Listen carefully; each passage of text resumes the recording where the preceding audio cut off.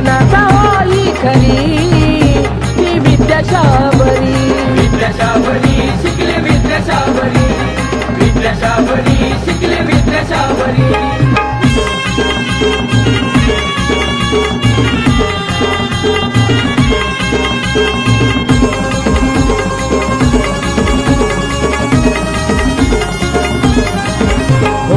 महाविष्णूच्या आज्ञेने धरतीवरती आले कवी नारायण मच्छिंद्रनाथ झाले.